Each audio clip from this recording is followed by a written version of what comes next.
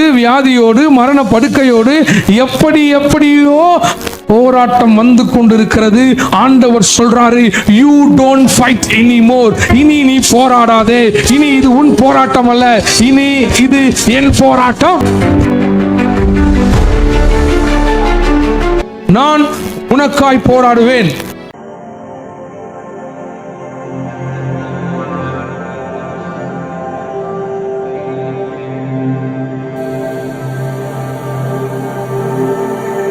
கர்த்தர் உங்களுக்காக யுத்தம் பண்ணுவார். The Lord will fight for you and you will keep silent. So இன்னைக்கு நம்முடைய தலைப்பு என்னன்னா, இனி நீ போராட வேண்டாம்.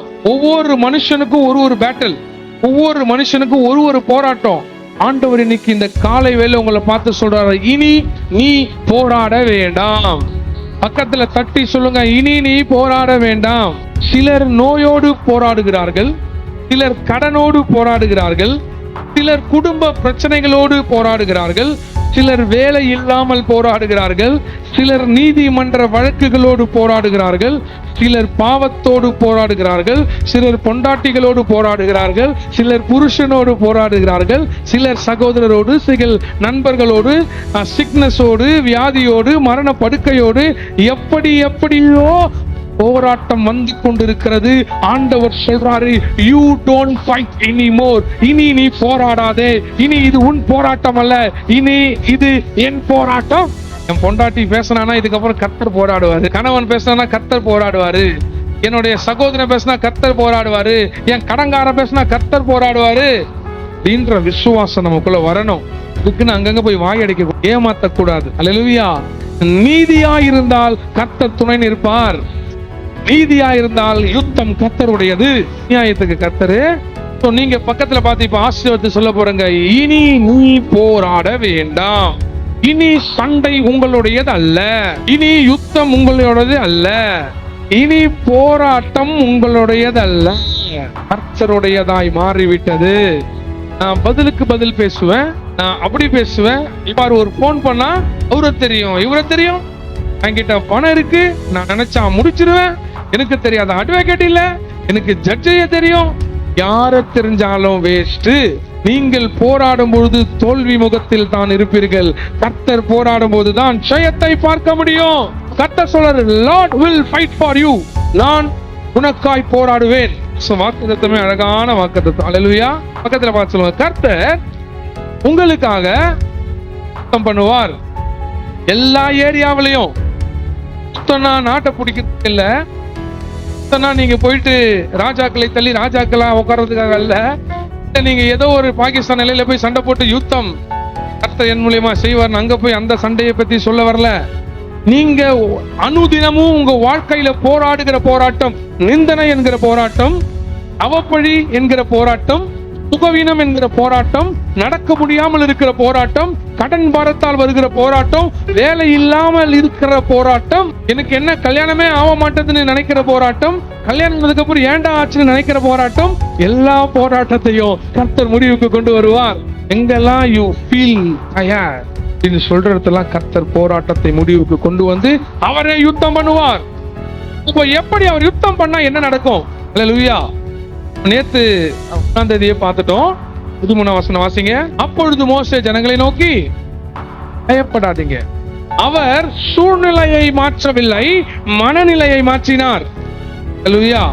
என்ன இதை காலைல பார்த்தோம். அவர் வந்து ஸ்ட்ரைட்டாவே அங்க இருக்க சூழ்நிலை ஒரே ஷாட்ல தள்ளிட்டு யூ ஜஸ்ட் கோன்னு சொல்லல, மனநிலையை மாற்றினார். யூ டு நாட் வரி அப்படின்னு சொல்லி மனநிலையை மாற்றி கர்த்தர் ஒரு காரியத்தை செய்தார். அல்லேலூயா. இப்ப the first point, இனி உங்க போராட்டம் கிடையாது என்பதுதான் தலைப்பு. அதுல வருகிற முதல் காரியம் என்னவென்றால், வாசிங்க அதே யாத்திராகமம் 14:13 நோக்கி, பயப்படாதிருங்கள். இங்க யாரெல்லாம் இருக்கிறனா, மோசே தேவனுடைய ஊழியக்காரன், இஸ்ரவேல் ஜனம், பார்வோன் சேனை. அல்லேலூயா. அடிமை தினத்தை உடைத்து மாட்டிக்கொண்டு சிக்கிக்கொண்டு ஒரு இடத்துல 400 வருஷமா அடிமையா இருக்கிற காரியத்தை கர்த்தர் உடைத்து சிறையிருப்புகளை மாற்றி சுதந்திரத்தை கொடுத்து அங்க இருக்கிற வாதையெல்லாம் பயங்கரமா அந்த பார்வோன் கடினமானவன் அவன் கிட்ட இருந்து கொண்டு வருவது வல்லரசு என்று இப்ப யார சொல்றோம்?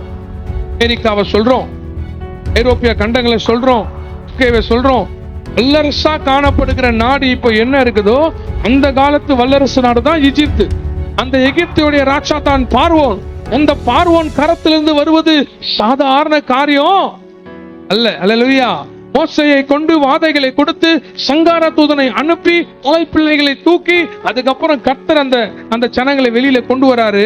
வெளியில கொண்டு வந்து நடந்து போகும் பொழுது என்ன நடக்குதுன்னா, முன்னாடி ரெட் சீ, என்னது செங்கடல், முன்னாடி செங்கடல், பின்னாடி பார்வோன் சேனை, இரண்டு பக்கமும் மலைகள். ஒரு மிகப்பெரிய தடையை உடைத்து கர்த்தர் விடுதலை கொடுக்கிறாரு. நடந்து போறாங்க. முன்னாடி பார்த்தா என்னது, முன்னாடி பார்த்தா என்னது, செங்கடலை தாண்டி போக முடியுமா? கடலை தாண்டி போக முடியுமா? அலை கொஞ்ச தூரம் கடக்கலாம், அதுக்கு மேல.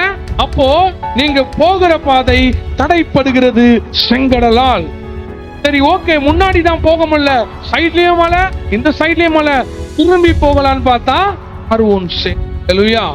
முன்னாடி செங்கடல், பின்னாடி பார்வோன் சேனை, சுத்தி அலைகள். இப்படியும் போக முடியாம அப்படியும் போக முடியாம மனிதனுடைய பார்வையில வழிகள் அடைக்கப்பட்டு விட்டது. மனிதனுடைய பார்வையில, ஹியூமன் மென்டாலிட்டியில, ஹியூமனுடைய திங்கிங்ல, மனிதனோட யோசனையில பார்த்தா there is no way, வழி இல்லாத காரியம், வழி அடைக்கப்பட்டு விட்டது. இதுக்கப்புறம் என் வாழ்க்கை ஒரு அடி எடுத்து வைக்க முடியாது. ஏன்னா செங்கடல், பின்னாடியும் திரும்ப முடியாது. ஏன்னா பார்வோன் சேனை, ரெண்டு பக்கமும் போக முடியாது.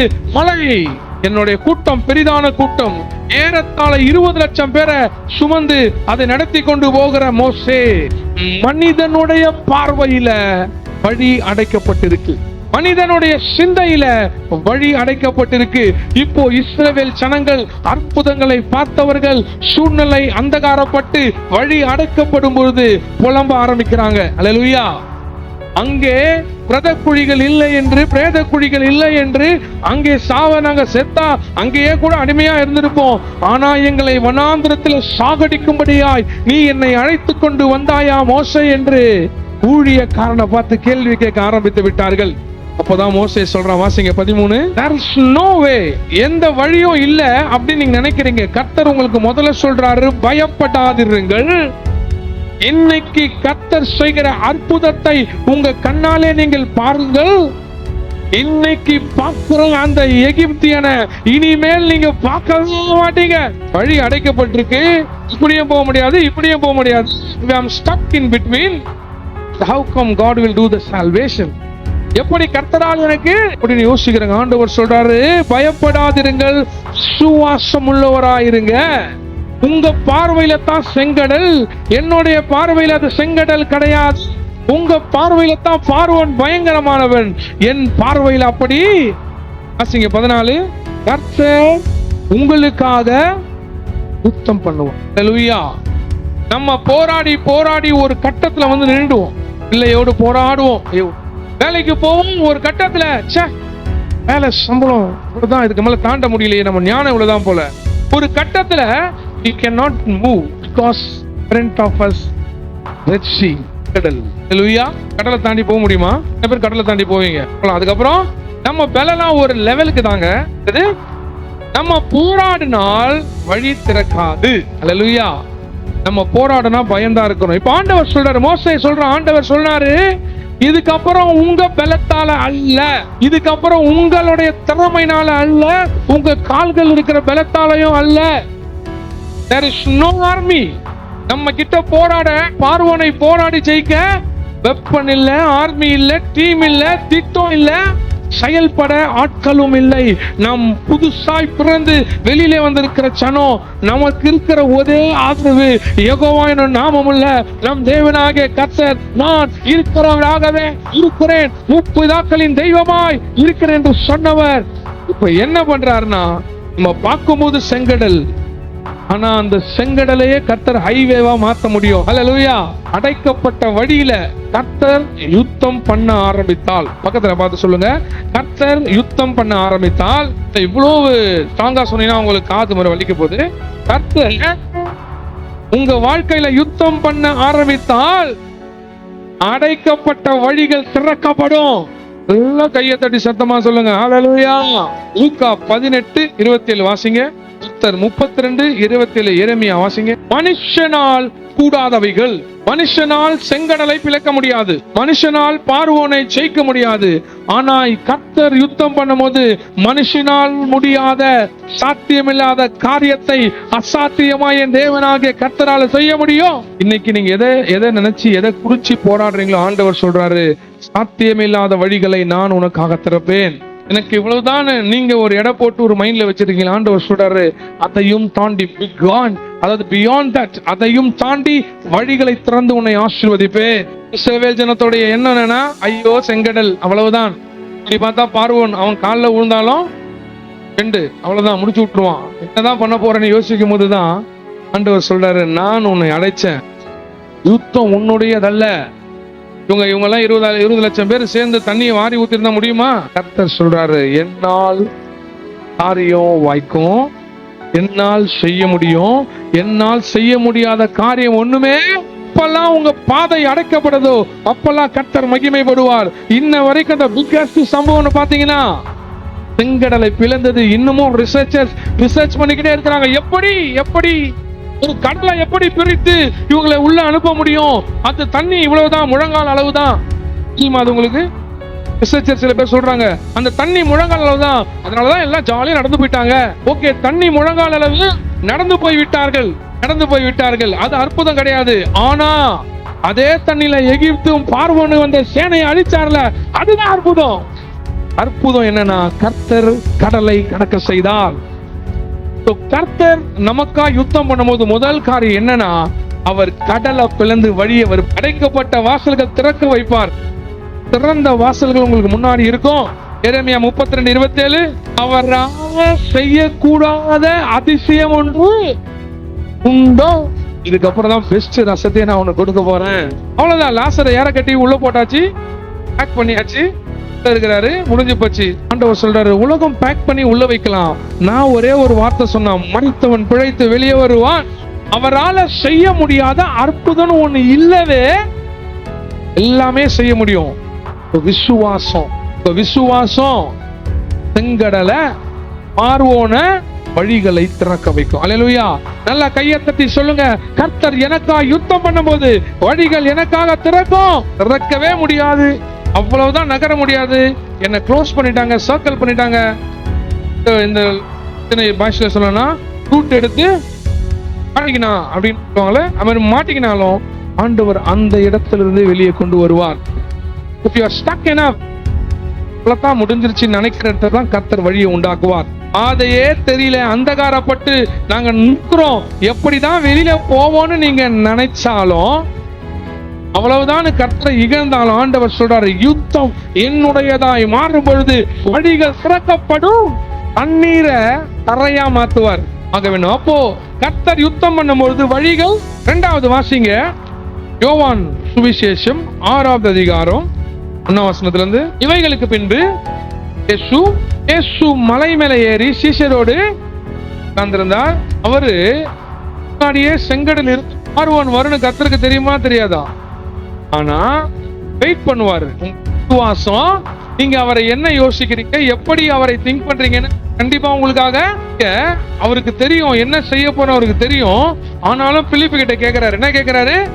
இவ்வளவு பேருக்கும் அப்போ நம்ம பிலிப்பு கணக்கு போடுறான். கொஞ்சம் எடுத்துக்கினாலும் இவர்களுக்கு பிலிப்பு ஒரு கால்குலேஷன் போட்டான், இந்திரையா ஒரு கால்குலேஷன். இவ்வளவு பேருக்கு நம்ம கொஞ்சம் அப்பத்தை பிட்டு கொண்டாலும் 200 பணத்துக்கு எவ்வளவு ஜனத்துக்கு கால்குலேஷன். நம்ம யுத்தம் பண்ணும் போது கால்குலேஷன் இருக்கும், நம்ம யோசிக்கும் போது ஒரு கணக்கு இருக்கும். இந்த பணம் இதை பண்ணி இதை செய்து இப்படி இதை முடித்து விடலாம், இப்படி வந்த பணத்தை இங்கே கட்டிவிட்டு இங்கே வாங்குற பணத்தை அங்கே முடித்து விடலாம், இருக்கிற காரியத்தை அப்படி பண்ணிடலாம். அப்படி இருக்கிற காரியத்தை கால்குலேஷனே பண்ணாம வாழ்றீங்க. ஒரு சம்பளத்தை வைத்து ஒரு கால்குலேஷன் இருக்கும், வருமானத்தை வைத்து ஒரு கால்குலேஷன் இருக்கும், இருக்கிற நகம் பணம் சொத்து பத்து அது எல்லாம் வச்சு ஒரு திட்டத்தை போட்டுட்டே இருப்பீங்க. அல்லேலூயா. மைண்ட் தூங்கினா கூட யோசிச்சுக்கிட்டே இருக்கும், கண் எல்லாம் பாடி எல்லாம் உறங்கி விட்டாலும் மைண்டு இருக்கும். அல்லேலூயா. நீங்க திட்டம் போட்டுட்டே இருந்தீங்கன்னா கடைசி வரைக்கும் திட்டம் தான் ஆன்சர் கிடைக்கவே பதில் கிடைக்கவே இல்லையா? நாம எதிர்பார்க்கிற பதில், நாம எதிர்பார்க்கிற ஆசீர்வாதம், நாம எதிர்பார்க்கிற காரியம் நம்ம திட்டத்துல ஒரு நாளும் வராது. When the match fails, கணக்குகள் தோல்வி அடையும் போது கர்த்தர் யுத்தம் பண்ண ஆரம்பிப்பார். இயேசு கிறிஸ்து மலை மேலே வந்துட்டு இவ்வளவு பேர் 5000 புருஷர்கள் இங்க இருக்கிறார்களே, இவர்களுக்கு அப்பத்தை நம்ம எப்படி கொடுக்க போகிறோம்? அவருக்கு தெரியும் நான் என்ன செய்ய போகிறேன் என்று தெரிந்தும் சோதிக்கும்படியாய் இந்த கேள்வியை கேட்கிறாரு. அல்லேலூயா. நான் உங்ககிட்டயும் கேட்பாரு, மகனே மகளே, வரப்போகிற 25,000 20,000 சம்பளத்தை வைத்து நீ என்ன செய்ய? இந்த காரியம் இருக்குது, நீ என்ன செய்ய போகிறாய்? இதை வைத்து நீ என்ன செய்ய? ஆனா அவருக்கு தெரியும் என்ன செய்ய போகிறேன் என்று அவருக்கு நல்லாவே தெரியும். இயேசு இருப்பதை மறந்து பிலிப்பு ஒரு கணக்கு போடுறான். இயேசு இருப்பதை அறியாமல் அந்திரேயா ஒரு கணக்கு போடுறான். கர்த்தர் ரெண்டுத்தையும் பாக்குறாரு. அல்லேலூயா. சம்டைம் நம்ம சம்பளத்தை நம்ம ஒரு கணக்கு போடுவோம், பக்கத்துல இருக்கிற ஒரு கணக்கு நமக்கே தெரியாது, மிச்சம் 2000 இருக்கு, அவங்களுக்கு கர்த்தரை நோக்கி வாழணும். அல்லேலூயா. So whenever the max fails, whenever the கணக்கு தோல்வி அடையும் போது, நீங்க போட்ட கணக்கு இது வரைக்கும் என்னைக்காவது ஜெயமா இருக்கா? நீங்க கணக்கு மாத்திரம் தான் போடுறீங்க, கர்த்தரை வச்சு கணக்கு போடுறது கிடையாது. அப்போ சொல்றான், இங்க ஒருத்தன் 2 மீன் 5 அப்பா 2 மீன் வச்சிருக்கிறான். 5000 பேர் இருக்கிறாங்க, ஆண்டவரே என்ன பண்றதுனே தெரியல. உன் கணக்கு, உன் மனக்கணக்கு, நீ போடுற மேத்ஸ் கணக்கு, நீ படிச்ச கணக்கு தூக்கி ஓர வச்சுட்டு அந்த 5 அப்போ 2 மீனை என் கிட்ட கொண்டு வா. When you bring the things unto me, நீ என் கிட்ட வைக்கும் பொழுது நான் அதை ஆசீர்வதித்து 5000 பேர்லாம் கிடையாது, அதை தாண்டி 12 கூடை நிறைய வழிய சாப்பிட்டு முடிக்கும் வரை ஆசீர்வதிக்க கர்த்தரால முடியும். நான் சொல்றாரு, when the match fails, miracle took place. Hallelujah. கணக்கு தவறும் பொழுது கர்த்தர் அற்புதத்தை செய்ய ஆரம்பிப்பார். கணக்கு தான் உங்க எண்டு. முதல்ல அவர் யுத்தம் பண்ணா என்ன நடக்கணும்? வழி திறக்கும். இரண்டாவது அவர் யுத்தம் பண்ணா என்ன நடக்கணும்? உங்க கணக்கு முடியும் பொழுது அவர் கணக்கு ஆரம்பிக்கும். இன்னமும் கடன் இருக்க தவிர சேர்த்து வைக்கிற பாடு இன்னும் கடன் தான் இருக்குதுன்ற ஒரு நிலையில சொல்லுங்க பாப்போம். கணக்கு கணக்கு கணக்கு வேணாம், கணக்க கர்த்தரை நோக்கி பாருங்க. ஆண்டவர், ஐ காண்ட், என்னால முடியல, என்னால இயலல, என் கரத்தை உங்ககிட்ட கொடுத்துறேன், நீங்க எனக்காக யுத்தம் பண்ண ஸ்டார்ட் பண்ணுங்க. You start fight for me. போட வந்தார் பாத்தீங்களா ஆண்டவர், அப்படியே போயிடுவார். ஐயோ உங்களுக்கு இருக்கிற பலத்தால கர்த்தர் உங்களுக்காக யுத்தம் பண்ணுவார். யுத்தம் பண்ணும் போது வழி திறக்கும், செங்கடல் பிளக்கும், கணக்குகளை கர்த்தர் அதமாக்குவார். மனித மூல சொல்லும் 5 அப்போ 2 மீன் 2 பேருக்கே பத்தாது. ஆண்டவர் சொல்றாரு, அதை 5000 பேருக்கு நான் போஷிக்கும்படி செய்வேன். When the match goes wrong, எனக்கு ராங்கா போகும்போதுதான் கிருபை வரத்தை கர்த்தர் உயர்த்துவார். திருப்பாரது ஒரு ஆக்சிடென்ட், ஏதோ ஒண்ணு வந்துருச்சு, அந்த 25,000த்துல ஒரு 3/4 பாகம் அங்க போயிருச்சுன்னா உங்க கணக்கு என்ன ஆகும்? கணக்கு தப்பா போகும்போதுலாம் கர்த்தர் தப்பாமல் உங்களை காப்பார். When God start fighting, way will open. When God start fighting, match will close, miracle will happen. Hallelujah.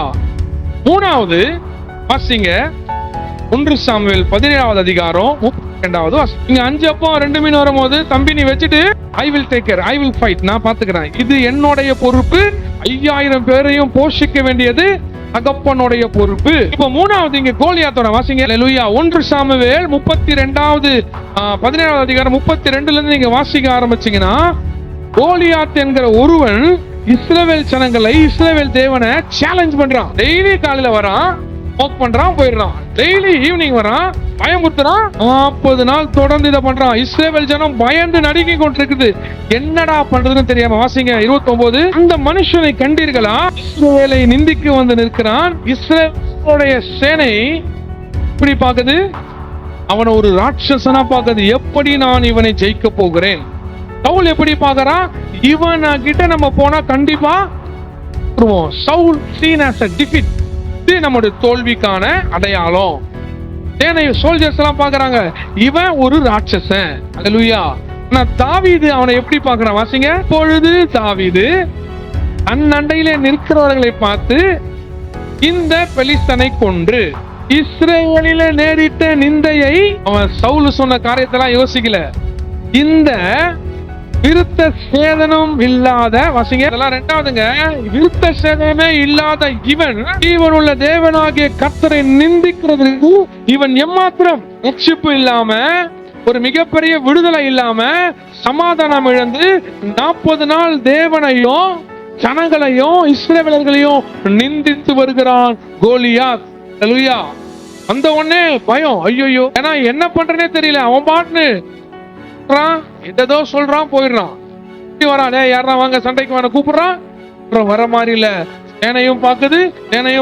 இஸ்ரவேல் ஜனங்களுடைய வழிகள் அடைக்கப்பட்டு விட்டது, சமாதானத்தின் எல்லைகள் அடைக்கப்பட்டு விட்டது. முடியாது, ராட்சசனாய் காணப்படுகிறான் இந்த கோலியாத். வாசிங்க, தாவீது சவுலை நோக்கி, இவன் நிமித்தம் ஒருவனுடைய இருதயமும் கலங்க வேண்டியதில்லை. ராட்சசனை பார்த்தார்கள் இஸ்ரவேலுடைய சேனை, பயத்தோடு தோற்றுவனு பார்த்தான் சவுல். ஆனால் தாவீது பார்த்தது ராட்சசனை அல்ல, தேவனாகிய கர்த்தரை. ஜீவனுள்ள தேவனாகிய கர்த்தரை நிந்திக்க இந்த பெலிஸ்தியன் எம்மாத்திரம் விருத்த சேதனமே இல்லாத uncircumcised கோலியாத் is nobody. நீ ஒரு இளைஞன், நீயோ ஒரு சிறு பிள்ளை, அவனோ சிறு வயது முதலே போர் பழக்கத்திலுடையவன். உன்னால அவனை ஜெயிக்க. சவுல் அந்த போராட்டத்தை எப்படி பார்க்கறானா, ராட்சசனை பெரியவனா பார்க்கறான். சேனை அவனுடைய காரியத்தை மகத்துவத்தை பெருசா பார்க்குது. தாவீது அவனை பார்க்கல, அவனுக்குள்ள இருக்கிற தேவனை பார்க்கறான். சவுல் ராஜாவே, ஒரு விசை வாசிங்க, நான் ஆடுகளை மேய்த்து கொண்டிருக்கும் பொழுது ஒரு விசை ஒரு சிங்கமும் ஒரு விசை ஒரு கரடியும் வந்து மந்தையில் இருக்கிற ஆட்டை பிடித்துக் கொண்டது. அல்லேலூயா. தாவீதை மரண இருள் பள்ளத்தாக்குல பழகி கொண்டிருந்தார். சிங்கம் வந்தா எப்படி நீ யோசிக்கணும், கரடி வந்தால் நீ எப்படி தடுக்கணும் என்று பழக்கம். ஏன்னா அந்த நோக்கம் அதுக்காக இல்ல, கோலியாத் தான் அவருடைய நோக்கம். சிங்கத்துக்கிட்ட இருந்து காப்பாத்துவது மக்களுடைய நோக்கம் இல்ல. பேட்டல், சின்ன சின்ன ஃபைட், சின்ன சின்ன யுத்தம் பண்றீங்களே, அதெல்லாம் எண்டு கிடையாது, முடிவு கிடையாது. அதெல்லாம் பெரிய நோக்கத்திற்காக கர்த்தர் உங்களை ரிசர்வ் பண்ணி வச்சிருக்கிறாரு. இப்போ சொல்றான் அந்த நோக்கத்தை.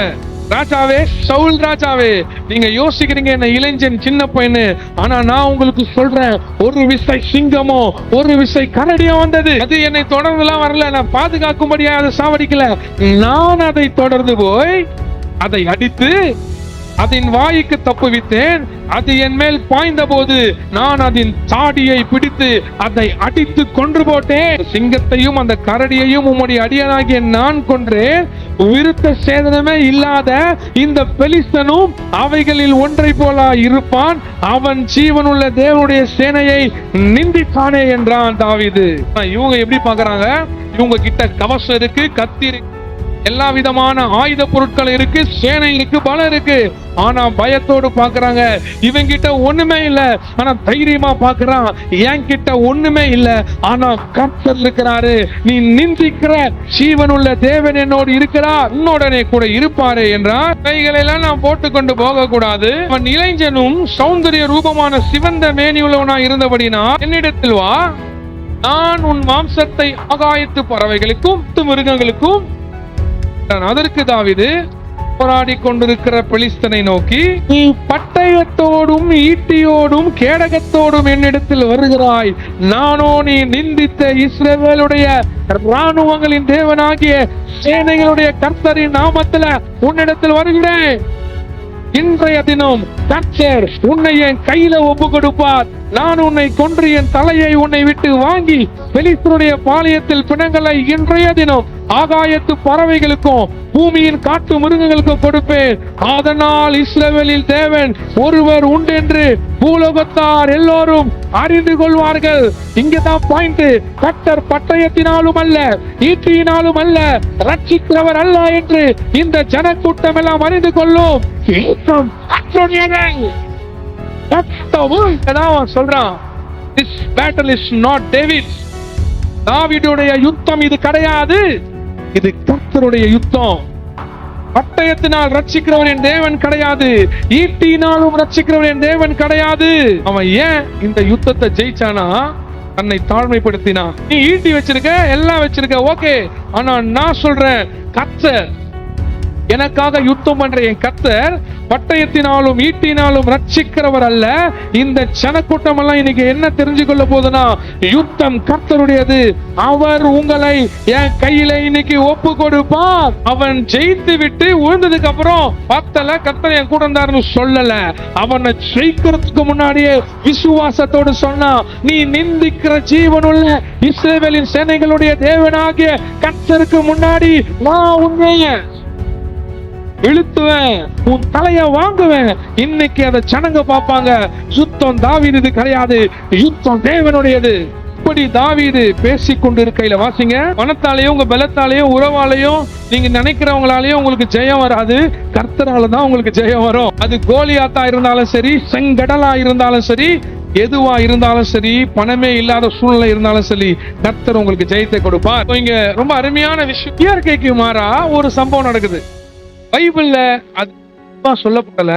பட் திங்ஸ் ஹவ் ஹேப்பன்ஸ்னா, இங்க கோலியாத் இருக்கிறான், அடிச்ச உடனே கல்லு இப்படி பட்ட உடனே இப்படி விழ வேண்டியவன் இப்படி விழுறான், முகங்குப்புற விழுந்தான். எந்த சேனைக்கு முன்னாடி அகங்காரமாய் பேசினானோ அவன் முகங்குப்புற அதே சேனைக்கு முன்னாடி விழுந்தான். எந்த தேவனை நிந்தித்து பேசினானோ அவர்களுக்கு முன்பாய் தலை இப்படி இல்ல, தலை இப்படி விழுந்துச்சு. சில வல்லுநர்கள் அறிஞர்கள் சொல்றாங்க, இப்படி இருக்கிற கோலியாத்து அவன் சொல்றான், ஈட்டினாலும் பட்டயத்தினாலும் என் தேவன் ரட்சிக்கிறவர் அல்ல, யுத்தம் கர்த்தருடையது, தேவனுடைய வல்லமையில தான் உன்னை ஜெயிக்க போறேன்னு இவர் தமா தூண்டு இளைஞன் சுத்தி அடிச்சாரு. அந்த கல்லு போய் அங்க பட்ட உடனே அந்த ராட்சசெல்லாம் அப்படி பட்ட உடனே கர்த்தருடைய வல்லமை படால் அடித்த உடனே இப்படி விழுந்தான். It is not in the Bible, விவரித்து எழுத முடியல. ஆனா யோசித்து பாருங்க, கல்லு பட்டதுனால அவன் விழுந்திருக்க மாட்டான். கல்லு பட்டது பின்னாடி கர்த்தர் செயல்பட்டார். பின்னாடி அடித்த உடனே கீழே விழுந்தான் ராட்சச கோலியாத். இப்படிப்பட்ட கல்லு கர்த்தருடைய வல்லமை அவனை பின்புறத்துல அடித்தபடியினால தான் அவன் கீழே சரிந்து விழுகிறான். அல்லேலூயா. எந்த முகத்தை கொண்டு நிந்தித்தானோ அந்த முகம் குப்புற, எந்த முகம் அவன் எல்லாரையும் பார்த்து பயமுறுத்தினதோ அதே முகம் குப்புற. வாசிங்க இப்போது சங்கீதம் 27:1 ஒருத்தங்க எடுத்து வாசிங்க. சங்கீதம் 27. தாவீது தான் சொல்றான், கோலியாத்தெல்லாம் செய்தான். அவன் சொல்றான், என் பலத்துல அல்ல, என்கிட்ட இருக்க பட்டத்திலும் அல்ல, எந்த விதமான பராக்கிரமத்திலும் சரி என் வெளிச்சமும். மாணவர், எவ்வளவு பெரிய பேட்டல் வந்தாலும் உங்க மைண்ட் செட் சொல்லணும், கர்த்தர் என் வெளிச்சமும் சுப்புமானவர், யாருக்கு நான் பயப்படுவேன். சிலர் குதிரைகளை குறித்தும் என்னை பாராட்டுவார்கள், சிலர் ரதங்களை குறித்து, ஆனால் நாங்களோ எங்கள் தேவனாகிய கர்த்தருடைய நாமத்தை குறித்து மேன்மை பாராட்டுவோம். எது எதெல்லாம் இருக்குதோ அதெல்லாம் பார்த்து மேன்மை பாராட்ட வேண்டிய அவசியம் விசுவாசிகளுக்கு கிடையாது. எப்ப நீங்க மேன்மை பாராட்ட ஆரம்பிக்கிறீங்களோ ஆட்டோமேட்டிக்கா கோலியாத்தை போல ஒரு ராட்சஸ் எழும்பிடுவான். அவனை பார்த்து பயம் இருக்குமே தவிர அவன் நிந்திக்கிற தேவனை பார்த்து நம்ம எல்லாரும் ராட்சசனை பார்த்து மேன்மை பாராட்டுறாங்க. அவன் கைப்பாரு, வீரத்தை பாரு, 9 அடியில நிக்கிறான், அவனுடைய பட்டையும் இவ்வளவு பெருசா இருக்குது, கவசம் அவ்வளவு பெருசு, நம்மளால அவனை ஜெயிக்கவே முடியாது. எட்டி விட்டானா நம்ம 8ஆம் நம்பர் வீட்டுக்கு போய் இவ்வளவு பெரிய ஆளா இருக்கிறான். தாவீது பார்த்தா, அரடி ஒரு சிங்கத்தை விளையாட்டா நானு உன்னை தூக்கி போடுறதுக்கு நிக்கிற ஜீவனுள்ள தேவனாகிய கர்த்தருடைய நாமத்துல நான் வருவேன்.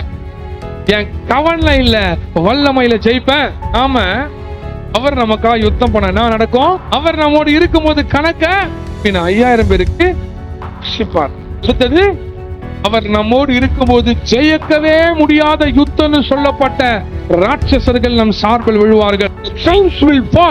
ராட்சசர்கள் உனக்கு எதிராய் விழுவார்கள். பக்கத்துல பார்த்து சொல்லுங்க, ராட்சசம் விழும். உங்களுக்கு முன்னாடி இருக்கிற ராட்சசர்கள் யார் காரச்சா, ஆடுற பொருள் லாரி காரச்சா, இதை விட யாரெல்லாம் பெரியவனா இருக்கிறானோ இப்பெல்லாம் நீங்க சொல்லணும், என் வெளிச்சமும் ரட்சிப்புமா இருக்கிறபடியால் நான் யாருக்கு பயப்படுவேன். சில ரதங்களை குறித்தும் சில குதிரைகளை குறித்தும் மேன்மை பாராட்டுவார்கள்.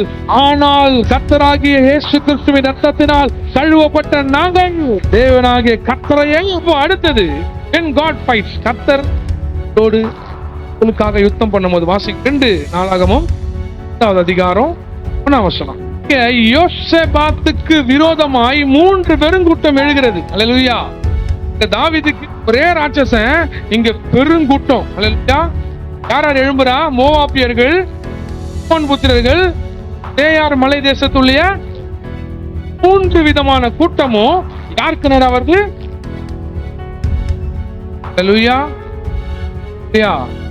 ஒருவரும் இப்போ இந்த 3 விதமான பெருங்கூட்டம், யெகோவா புத்திரர், அம்மோன் புத்திரர், சேயார் மலை தேசத்தில் உள்ள பெருங்கூட்டம் எருசலேமுக்கு விரோதமாய் வருகிறார்கள். இந்த 3 விதமான கூட்டம். இப்போ இந்த கூட்டம் வரும்போது அவன் வார் மீட்டிங் போடல, போருக்கான யுக்தியை யோசிக்கவில்லை, பிரேயர் மீட்டிங்க போட்டான். அவன் போர் கூட்டத்தை போடவில்லை, ஜெப கூட்டத்தை போட்டான் யோசபாத். வசனம் வாசிங்க. பரலோகத்தில் இருக்கிற நீர் அல்லவா தேவன், ஆதிகளுடைய ராட்சியங்களை எல்லாம் ஆளுகிறவர், உடைய கரத்துல வல்லமையும். யோசபாத் எவ்வளவு அழகா ஜெபம் பண்ற பாருங்க. 9வது வசனம் வாசிங்க. எங்கள் மேல் பட்டயம், நியாய தண்டனை, கொள்ளை நோய், பஞ்சம் முதலான தீமைகள் வந்தால் பொழுது உம்முடைய நாமம் இடுக்கண்ணில் உம்மை நோக்கி கூப்பிடுகையில் தேவரீர் கேட்டு ரட்சிப்பீர் என்று. இதோ இஸ்ரவேலர் எகிப்து தேசத்தில் வருகிற போது அம்மோன் புத்திரர், மோவாபியர், சேயீர் மலை தேசத்தாருடைய சீமைகள் வழியாய் போக நீர் உத்தரவு கொடுக்கவில்லை. ஆகையால் அவர்களை விட்டு விலகி அவர்களை நாசப்படுத்தாதிருந்தார்கள். இப்போதும் இதோ அவர்கள் எங்களுக்கு நன்மைக்கு தீமை சரி கட்டி தேவரீர் எங்களை சுத்திகரிக்க பண்ணின உம்முடைய சுதந்திரத்தில் இருந்து எங்களை துரத்தி வருகிறார்கள். யூதா கோத்திரத்தாரே, எருசலேமின் குடிகளே, 3 விதமான பெருங்கூட்டத்தை கண்டு அஞ்சிக் கொண்டிருக்கிற, பயந்து கொண்டிருக்கிற ஜனமே, கர்த்தர் இறங்கி சொல்றாரு, நீங்கள் வாசிங்க, நீங்கள் இந்த ஏராளமான கூட்டம் யாரது? அப்போ கர்த்தர் யுத்தம் செய்யும் போது என்ன பண்றாரு? வழியை திறக்கிறாரு, கணக்கை அதமாக்குறாரு, 3வது மிகப்பெரிய ராட்சசன் அழிக்கிறாரு. இப்போ கர்த்தர் யுத்தம் பண்ணும்போது பெருங்கூட்டம் பயந்து ஓட சொல்லல, நீ போயிட்டு இங்க செட் பண்ண அது இதுன்னு எதுவுமே சொல்லல. ஆண்டவர் சொல்றாரு, நீங்க இந்த பெருங்கூட்டத்தை கண்டு பயப்படாமலும் கலங்காமலும் இருங்கள் என்று கர்த்தர் உங்களுக்கு சொல்லுகிறார். ஏனென்றால் இந்த யுத்தமும் உங்களுடையதல்ல, தேவனுடையது. யோசபாத்தே, உன் கரத்தை மீறி போகும்போது, தாவீதே உன் பலத்தை மீறி ஒருத்தன் நிற்கும் போது, இந்திரையாவே, பிலிப்பே உன் சிந்தையை தாண்டி நீ கணக்கு போடும் பொழுது, பார்வோனுடைய சேனையை கண்டு அஞ்சு நிற்கிற மோசே, இஸ்ரவேல் ஜனமே வழி இல்லாமல் நீ திகைக்கும் பொழுது, யுத்தம் உன்னுடையதல்ல, யுத்தம் என்னுடையது. போராட்டம் முடிவுக்கு வந்து விட்டது. கர்த்தர் போராட்டத்தை எடுத்து நடத்த போகிறார். ஏதாவது ஒண்ணு பண்ணிடலாம் அப்படி ஆண்டவர் சொல்லுவாரு, போதும், நீ போராடினது போதும், இனிமேல் உன்னுடையதா இருக்காது, என்னுடையதாய் தான் இருக்கும். ஹல்லேலூயா. அதிகாலமே எழுந்திருந்து தெக்கோவாவின் வனாந்திரத்துக்கு போக புறப்பட்டார்கள். ஹல்லேலூயா. யோசபாத் என்றால் தெக்கோவாவின் அனுபவம், எக்ஸ்பீரியன்ஸ் ஆஃப் தெக்கோவா. தெக்கோவாவின் பள்ளத்தாக்கு ரொம்ப முக்கியம். வாசிங்க. கர்த்தரை நம்புங்கள். தீர்க்கதரிசி சொன்ன வார்த்தையை, ஊழியக்காரர் சொன்ன வார்த்தையை யோசபாத்துக்கும் ஜனங்களுக்கும் சொல்லப்பட்டது. எருசலேம் குடிகளே, யூதா கோத்திரமே, யோசபாத் ராஜாவே, you do not worry about the bigger people. நிறைய பேர் இருக்கிற கூட்டத்தை பார்த்து பயப்படாத. அம்மோன், மோவாபியர், சேயீர் மலை தேசத்தார் யாவரையும் உன் கரத்தில் நான் ஒப்பு கொடுப்பேன். யுத்தம் உன்னுடையதல்ல. you do not fight, I will fight for you. நானே யுத்தத்தை எடுத்து நடத்துவேன். கர்த்தரை நம்புங்கள், அப்பொழுது நிலைப்படுவீர்கள். அவருடைய தீர்க்கதரிசி தெக்கோவாவின் அனுபவம் என்னவென்றால் வாயடிப்பதல்ல. தெக்கோவாவின் அனுபவம் என்னவென்றால் போரடிப்பதல்ல. தெக்கோவாவின் அனுபவம் என்னவென்றால் உங்க பலத்தால பெருங்கூட்டத்தை எதிர்ப்பதல்ல. நீங்க சொன்னீங்கல்ல, ஆபிரகாமு கொடுத்த வாக்குத்தத்தம், எப்பலாம் நிந்தை, எப்பலாம் கஷ்டம், எப்பலாம் பஞ்சம், அப்பலாம் யோசபாத் சொல்றான், தெக்கோவாவின் வனாந்திரத்துக்கு போக புறப்பட்டார்கள். புறப்படுகையில் யோசபாத் நின்று, யூதாவே, எருசலேமின் குடிகளே, கர்த்தரை நம்புங்கள். First thing, you must believe God. தேவன் மேல ட்ரஸ்ட் வை. தேவனாகிய கர்த்தர் சொல்றாரு. யோசபாத் சொல்றான், உங்களுடைய பணம், உங்களுடைய புகழ், உங்களுடைய காரியம், அது இது, உங்க திறமை, எதையும் உங்களுக்கே யுத்தம் அவருக்கு எவ்வளவு பெரிய யுத்தம். நாம் பெருங்கூட்டத்தை எதிர்த்து ஜெயிக்க வேண்டும் என்றால் நாம் தேவனுடைய ஊழியர்களை நம்ப வேண்டும், தேவ வார்த்தைகளை நம்ப வேண்டும். பார்ப்பதுக்கு கடினமாக இருந்தாலும் அதுதான் உங்களை சிந்தித்து சீர்படுத்தும். முன்னாடி எட்டி ஈட்டி பட்டயம் பிடித்தவர்களை அனுப்பவில்லை, கர்த்தரை துதிக்கிறவர்களை அனுப்பினான். பெருங்கூட்டத்தின் சேனை உங்களை சூழும்போது பெருங்கூட்டத்தின் சேனை உங்களை சூழும்போது தேவனுடைய பிள்ளைகளின் வாயில துதி பிறக்கும். யுத்தம் பண்ணும்போது நீங்க துதிக்க ஆரம்பிப்பீங்க. கர்த்தர் நல்லவர், அவர் கிருபை என்றும் உள்ளது என்று தேவி கோத்திரம் துதிக்கும்படியாய் முன்னாடி அனுப்புறான். நம்ம பயத்துல தான் என்ன பண்ணுவோம், கத்தியை கொடுத்து பெரிய சேனைக்கு முன்பா ஆயுதத்தில் இருக்கிற ஆட்களை அனுப்பாம துதிக்கிற ஆட்களை அனுப்ப சொன்னார் ஆண்டவர். தெக்குவாவின் அனுபவம் போரடிப்பதல்ல, தேவையில்லாமல் போயிட்டு பேசி நீ பாரு நான் பாரு அங்க பாரு இங்க பாரு இந்த நார் எல்லா நாரையும் பாரு, கர்த்தர் உங்களுக்காக யுத்தம் பண்ணுவார். கடைசியாய் வாசிங்க 2 ராஜாக்கள் 19வது அதிகாரம் 14வது வசனம். எசேக்கியா ராஜாக்கு முன்னாடி சொல்லப்படுது, சனகரிப்பு உங்களுக்கு முன்னாடி. சனகரிப்பு was not an ordinary king, சாதாரண ராஜா சனகரிப்பு கிடையாது. அல்லேலூயா. இப்ப யாருன்னா அசிரியா சாம்ராஜ்யத்தோடைய ராஜா தான் சனகரிப்பு. இவ்வளவு பெரிய படையோட வரானா 1,85,000 பிக்கஸ்ட் பேட்டில், அதாவது மிகப்பெரிய சேனையை, உலகத்திலேயே மிகப்பெரிய சேனையை கொண்ட அந்த காலகட்டத்தில் பெரும் கூட்டம் பெரும் சேனையை கொண்ட அசிரியர்கள் தேவனுடைய பிள்ளைகளுக்கு எதிராக வருகிறார்கள். எதிராக வரும்போது எசேக்கியா ராஜா நம்மள போய் அப்படி பண்ண போறோம், நம்ம இப்படி நம்ம எங்கேயும் போய் புலம்பல மாட்டோம். தலைக்கு மீறி போகும்போது பாரு, அண்ணா பாரு, மாமா பாரு, சித்தப்பா பாரு, பெரியப்பா பாரு, மனைவி பாரு, கணவன் பாருன்னு யாரையும் நோக்கி பார்க்கல. எசேக்கியா கர்த்தருக்கு முன்பாய் போய் விரித்து வைத்தான். எசேக்கியா ஆனா சேனாதிபதிகளின் கையிலிருந்து நிருபத்தை வாங்கிட்டு வாசித்து பயத்தோடு அதை வாங்குறான். 1,10,000 பேருங்க, 10,000 பேர்ல 1,00,000 இந்த காலகட்டத்தில் சூழ்ந்து வந்துச்சு தேவ ஜனங்களுக்கு எதிரா. அதை வாசித்த பிறகு பயம் வரும், நடுக்கம் வரும், என்ன பண்ணலாம், யாருக்கிட்ட பேசலாம், என்ன மாதிரி பிளான் போட்டு தப்பிக்கலான்னு தான் யோசிக்க தோணும். ஆனா அதை பண்ண எசேக்கியா போய் கர்த்தர்கிட்ட முறையிடுறான். தன் பிரச்சனையை கர்த்தரிடத்தில் விரித்து வைத்தான். ஆனால் நாம் எங்க போய் விரித்து வைக்கிறோம்? நம்முடைய பிரச்சனைகளை யார் முன்னாடி வைக்கிறோம்? யார் முன்னாடி சொல்றோம்?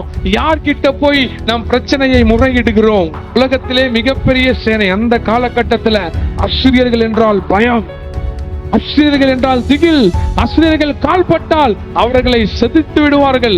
அப்படிப்பட்ட அசிரிய சேனை வரும் பொழுது எசேக்கியா ராஜா எங்கேயும் போய் பலத்தையும் இல்ல உதவியை கேட்கல, கர்த்தர் முன்னாடி விரித்து வைத்தான். 34வது வசனம், என்னி நிமித்தமும் என் தாசனாகிய தாவீது நிமித்தமும். ஹல்லேலூயா. கர்த்தர் இந்த யுத்தத்தை பர்சனலா பார்க்கிறாரு.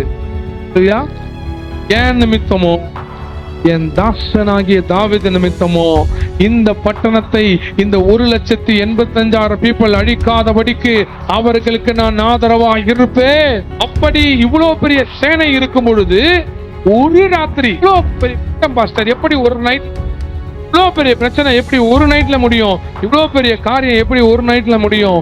கர்த்தர் இறங்கி யுத்தத்தை செய்வாரானால் ஒரு ராத்திரி போதும் 1,85,000 பேரையும் 1,80,000 பீப்புளை ஒரு ராத்திரில மடங்கடித்து இஸ்ரவேலுக்கு இருந்த பெரிய நிந்தைய பாரத்தை கர்த்தர் விடுதலையை மாற்றி கொடுத்தார். தேவன் உங்களுக்காக யுத்தம் பண்ணும்போது நடக்கும். ஃபர்ஸ்ட் கணக்குகளாம் தவிடுபடியாக்கி அவர் ஒரு கணக்கு. மூணாவது, உங்களுக்கு ராட்சசமா காணப்படுகிற ராட்சசர்களை பெருங்கூட்டம், இந்த 3 கூட்டம் இருக்குல்ல, யாரையும் அடிக்க உள்ள இவங்க தெக்குவா போய் சேர்றதுக்குள்ள அவங்களே அடிச்சுட்டு செத்துட்டாங்க. உங்களுக்கு விரோதமா எழும்புகிற பிசாசு போராட்டம், விரோதமா எழுகிற ஆட்களை ஒன்னும் அவங்களுக்குள்ளே அடித்து மாண்டு போவார்கள். அல்லேலூயா. நீங்க பெருங்கூட்டத்தை, இந்த பெரும் சேனையை ஒரே ஒரு தூதர், செங்கடலை பிளந்தது பெரிய யுத்தம் அல்ல, செங்கடலை பிளந்தது பெரிய காரியமும் அல்ல, கணக்குகளை தவிடுபடியாக்கி 5,000 பேருக்கு போஷித்தார் அல்லவா, அதுவும் பெரிய காரியம் அல்ல. பெருங்கூட்டத்தை தனக்குத்தானே அடித்துக் கொண்டு மாண்டு கொள்ளும்படி செய்தார் அல்லவா, அதுவும் பெரிய காரியம் அல்ல. ஏலாவின் பள்ளத்தாக்கிலே கோலியாத்தை வீழ்த்தினாரே, அதுவும் பெரிய காரியம் அல்ல. தெக்குவா வனாந்தரத்தில 1,85,000 பேரை ஜெயிச்சாங்களே, அதுவும் பெரிய காரியம் அல்ல. அப்ப எது பாஸ்டர் பெரிய காரியம்னா, சிலுவை என்னும் போரில் உங்களுக்காகவும் எனக்காகவும் பாவத்தையும் மரணத்தையும் ஜெயித்தார் அல்லவா, அதுதான் மிகப்பெரிய யுத்தம். மரணமே உன் கூர் எங்கே, பாதாளமே உன் ஷயம் எங்கே என்று சொல்லி யுத்தத்தை ஜெயித்து என் தேவனாகிய கர்த்தர், it is not your battle. நீ பாவத்தோடு போராட வேண்டிய அவசியம் இல்லை, நீ மரணத்தோடு போராட வேண்டிய அவசியம் இல்லை. நான் உனக்காக ஜெயித்தேன், நான் சிலுவையில வெற்றி சிறந்தேன். That was the biggest battle between Satan and Jesus. சாத்தானுக்கும் கிறிஸ்துவுக்கும் நடந்த மிகப்பெரிய யுத்தம் தான் அந்த யுத்தம். என் கர்த்தர் வெற்றி சிறந்தார். ஜனங்களுக்காக, அவருடைய மக்களுக்காக, அழைக்கப்பட்டவர்களுக்காக, தாவீதுக்காக, யோசபாத்துக்காக, எசேக்கியாக்காக கர்த்தர் யுத்தத்தை நடத்தினார். ஆனால் சிலுவைக்கு அப்புறம் மொத்த உலகத்திற்காக ஒரே ஒருவர் நம்முடைய இடத்தை எடுத்து அவர் யுத்தம் பண்ணி செய்தார். வழுவாமல் பாதுகாக்கிற பிதாவுடைய அன்பும் ஆண்டவர் இரட்சகருமாகிய இயேசு கிறிஸ்துவின் கிருபையும் பரிசுத்த ஆவியின் அந்நியமும் ஐக்கியமும் இன்றும் என்றும் சதா காலமும் எங்களோடு இருப்பதாக. ஆமென். என் ஆத்துமாவே என் முழு வல்லமை, ஆத்துமாவே கர்த்தர் செய்த சகல உபகாரங்களை மறவாதே. ஹல்லேலூயா, ஹல்லேலூயா. கர்த்தர் உங்களை ஆசீர்வதிப்பார்.